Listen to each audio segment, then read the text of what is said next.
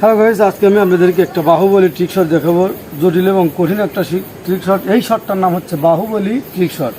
দেখুন এই শটটা আবার কেমন, এটা কিভাবে দিতে হবে। আমি এইখানে এটা বাহুবলী ট্রিক শট। এইখানে স্ট্রাইক বসিয়ে চালান ঠিক রেখে এই আঙুল উপরে নিয়ে আমি স্ট্রাইক এখানে মারবো, আর স্ট্রাইক এই কাটে লেগে ওই কাটে লেগে এই কালায় লেগে এই সাদা গুটি এই কাটে লেগে আবার ওই সাদাটা ওই পকেটে যাবে। আবার এরই মাঝে এই সাদার এমন কালার এমন একটা জায়গা আছে, সেই জায়গায় যদি লাগে তো আপনার এই কালারটা এই পকেটে যাওয়ার সম্ভাবনা আছে।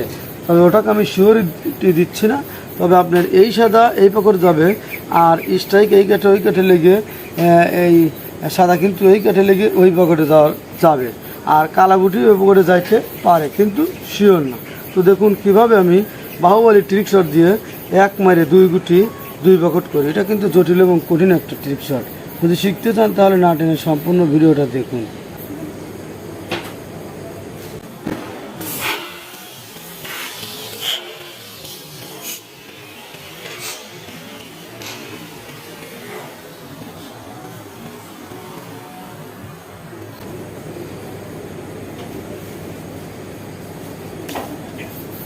হ্যালো গাইস, আপনারা দেখছেন আমি কিন্তু বাহুবলী ট্রিক শট দিয়ে জটিল এবং কঠিন একটা ট্রিক শট দিয়ে একসাথে কিন্তু দুইটা গুটি পকেট করলাম।